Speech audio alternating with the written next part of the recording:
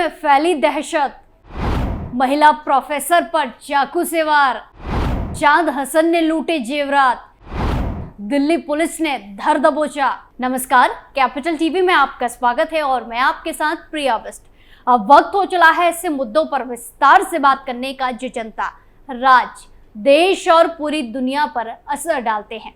दिल वालों की दिल्ली अब सुरक्षित नहीं रही। यहाँ के सीएम अरविंद केजरीवाल जेल में बंद है, तो वहीं दिनों दिन कुछ ना कुछ घटना दिल्ली में हो जाती है, जहां हाल ही में एक महिला प्रोफेसर को लूट का विरोध करना भारी पड़ गया। महिला प्रोफेसर पर चाकू से हमला किया गया और बदमाश गले से चेन लूट कर ले गया। तो क्या कुछ है पूरा मामला, चलिए आपको बताते हैं।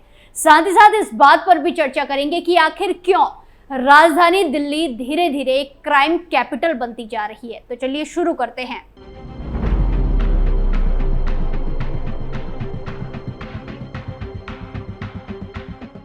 राजधानी दिल्ली धीरे धीरे एक क्राइम कैपिटल बनती जा रही है।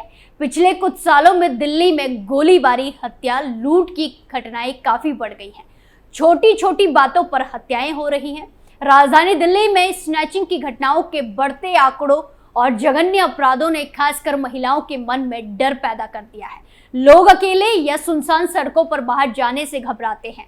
ऐसा ही एक मामला फिर से दिल्ली से सामने आया है, जहां दिल्ली के पूर्वी इलाके शाहदरा में नमिता जैन नाम की महिला प्रोफेसर को चाकू मारकर उनके जेवरात छीन लिए गए। इस मामले में दिल्ली पुलिस ने सीसीटीवी फुटेज के आधार पर आरोपी की पहचान करते हुए बुधवार 1 मई 2024 को चांद हसन उर्फ सानू नाम के आरोपी को गिरफ्तार कर लिया है।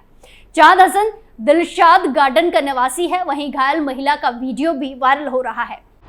महिला पर जानलेवा हमला, दिल्ली पुलिस ने धर दबोचा। पूरी घटना 29 अप्रैल 2024 की बताई जा रही है। जानकारी के मुताबिक 47 साल की नमिता जैन उत्तर प्रदेश के बागपत स्थित दिगंबर जैन कॉलेज में प्रोफेसर है।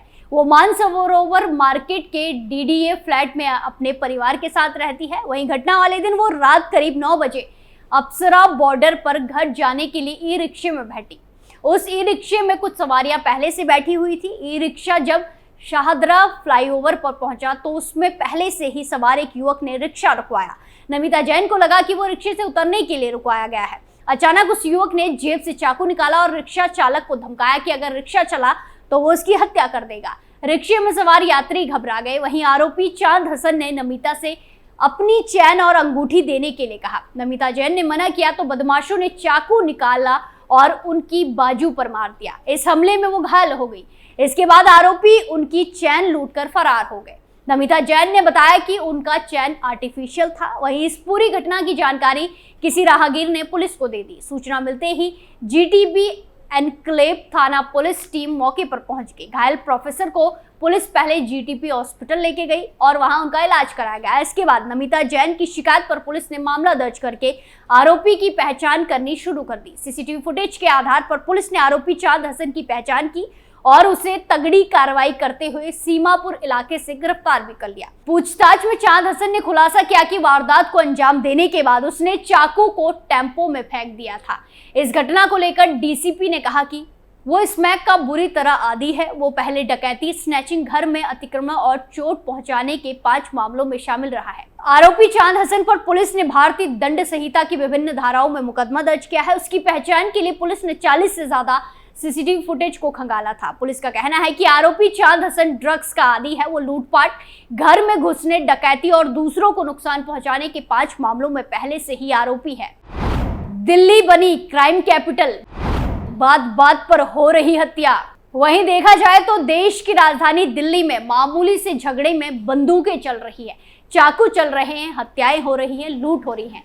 ज्यादातर मामलों में पुलिस अपराधियों को पकड़ लेती है, लेकिन ऐसे अपराधों को रोकने का तरीका अभी भी सपना सा लगता है। हालांकि दिल्ली पुलिस सड़क पर अपराध की घटनाओं पर लगाम लगाने के लिए हर संभव तरीके से कोशिश कर रही है। इसके बाद भी आपराधिक घटनाओं में वृद्धि हो रही है, वो बढ़ोतरी हो रही है। पिछले महीने ही सीलमपुर में रंगदारी मांगने से इनकार करने पर बीच सड़क पर एक शख्स को गोली मार दी गई। ये तो महज कुछ चुनिंदा उदाहरण है। असली लिस्ट बहुत ही ज्यादा बड़ी और भयावह है। पहले लोग बंदूक को छिपा कर रखते थे, लेकिन अब बदमाश गन लेकर खुलेआम घूमते हैं, लूटपाट करते हैं और दिन दहाड़े भी गोलीबारी करते हैं। ऐसा लगता है बंदूकें आसानी से मिल रही हैं और इसका नतीजा ये हो रहा है कि चोरी, डकैती, किडनैपिंग और रंगदारी जैसी घटनाएं बढ़ रही हैं। इससे पुलिस व्यवस्था पर भी सवाल उठ रहे हैं। आखिर दिल्ली में तेजी से क्राइम की घटनाएं क्यों बढ़ रही हैं? इसके लिए हथियार कहां से आ रहे हैं, ये सवाल बड़े हैं। पड़ोसी राज्यों से अवैध हथियार की सप्लाई, रील्स बनाने के चक्कर में बड़ा गन कल्चर। एक पुलिस अधिकारी के अनुसार बाहरी दिल्ली में अवैध हथियारों का कारोबार बहुत चलता है। आसपास के राज्यों यूपी, राजस्थान, हरियाणा के अपराधी दिल्ली के बदमाशों को आसानी से हथियार सप्लाई करते हैं। ये हथियार कई तरीकों से दिल्ली पहुंचते हैं, जैसे बसों में बार बार डिब्बा बदलना, गाड़ियों में छिपाना, दूध के डिब्बे में रखना।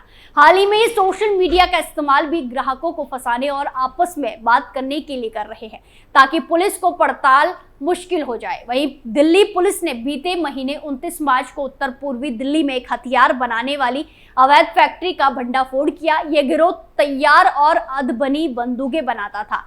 साथ ही ग्राहक को पसंद के हिसाब से बंदूकों को डिजाइन में बदलाव करके उनके घर तक पहुंचा देता था। साथ ही साथ पुलिस को एक और परेशानी भी हो रही है। युवा लड़के बंदूक को मजेदार चीज समझते हैं। उन्हें लगता है कि बंदूक रखने से जल्दी पैसा कमाया जा सकता है या फिर सोशल मीडिया पर फेम मिल सकता है। आजकल देखा जाए तो सोशल मीडिया का जमाना है और इसमें चमचमाती गाड़ियां, खतरनाक बंदूकें दिखाने वाले वीडियो, गानों के साथ धमकियां देने वाले वीडियो काफी पसंद किए जाते हैं और ट्रेंडिंग हो जाते हैं, जिससे और लोग भी ऐसे हथियार चाहते हैं और अपनी रील्स के चक्कर में अवैध हथियार खरीदते हैं। पुलिस हुई अलर्ट तो सतर्क हुए बदमाश। वहीं पुलिस जहां और ज्यादा अलर्ट हो गई है, तो वहीं पुलिस से बचने के लिए हथियार बेचने वाले भी नए तरीके अपना रहे हैं। पहले वो फोन पर बात करते थे, जिससे उन्हें पकड़ना आसान था, लेकिन अब वो इंटरनेट कॉल का इस्तेमाल कर रहे हैं ताकि पुलिस उनकी बातचीत को ना सुन सके। इसके अलावा हथियार बेचने वाले अब फोन साथ में नहीं रखते, खासकर उन इलाकों में जहां ज्यादा सख्ती नहीं होती। हथियार लेने के लिए वो रात में सफर करते हैं और अगले ही दिन वापस आ जाते हैं, ताकि किसी को शक ना हो। वहीं आपको बता दें कि अवैध हथियार खरीदना आजकल बहुत ज्यादा आसान सा हो गया है। पुलिस के अनुसार ये अवैध हथियार बनाने वाले सिर्फ 1500 रुपए में एक सिंगल शॉट वाली पिस्टल बना देते हैं, जिसे वो फिर 10,000 रुपए तक में बेच देते हैं। बंदूक जितनी अच्छी और डिजाइन में जितनी खास होती है, उसकी कीमत उतनी ही ज्यादा और होती है। साधारण कट्टों से लेकर ऑटोमेटिक बंदूक तक सब कुछ 5,000 रुपए से लेकर लाखों रुपए तक मिल जाता है। ऐसे में लोग शौक और दहशत फैलाने के लिए अवैध हथियार आसानी से खरीदते हैं। अभी ताजा मामले में सामने आया कि जिस तरह खुलेआम महिला प्रोफेसर पर जानलेवा हमला किया गया और लूट की घटना को अंजाम दिया गया, वो कई सारे सवाल खड़े करता है। हालांकि पुलिस ने आरोपी को धर दबोचा, लेकिन फिर भी ये बहुत बड़ा चिंता का विषय है, क्योंकि कानून के मुताबिक आमतौर पर दिन में लूट की घटना के दोषी को 10 साल की कठिन कारावास और आर्थिक दंड की सजा दी जाती है। लेकिन अगर आरोपी द्वारा लूटपाट की घटना सूर्यास्त के बाद की जाती है, सूरज छुपने के बाद की जाती है और वो न्यायालय द्वारा दोषी पाया जाता है, तो उसे 14 साल की कठोर कारावास और जुर्माना लगाकर दंडित किया जाता है। लेकिन देखा जाए तो लूटपाट की घटनाओं में ज्यादातर आरोपी छूट जाते हैं और बाहर निकलकर फिर से अपने पुराने लूट के काम में जुट जाते हैं और इसी लूटपाट में वो लोगों की जान भी ले देते हैं और धीरे धीरे एक दिन बड़े बदमाश बन जाते हैं, जिन्हें काबू करना कानून प्रशासन के लिए फिर मुश्किल हो जाता है। ऐसे में सख्त से सख्त कदम उठाने की जरूरत है, जिससे कि आरोपियों के जहन में अपराध करने से पहले 100 बातें आए और वो अपराध करने से पहले उसके अंजाम से डर जाएं। स्पेशल स्टोरी में आज के लिए इतना ही, फिर पेश होंगे नए मुद्दे के साथ। बाकी तमाम खबरों के लिए देखते रहिए कैपिटल टीवी उत्तर प्रदेश। नमस्कार।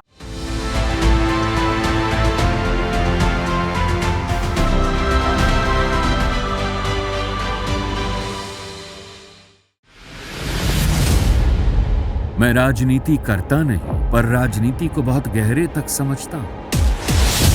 मैं लोगों के बीच रहता हूं, लोगों के मन को अच्छे से जानता हूं।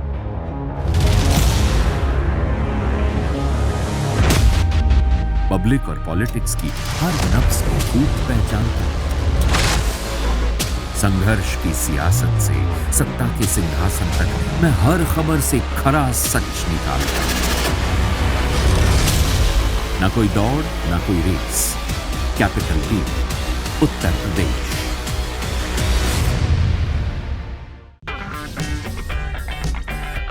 अगर आपको हमारा वीडियो पसंद आया हो तो इसे लाइक करें, हमारे चैनल को सब्सक्राइब करें और हाँ, बेल आइकन दबाना ना भूलें।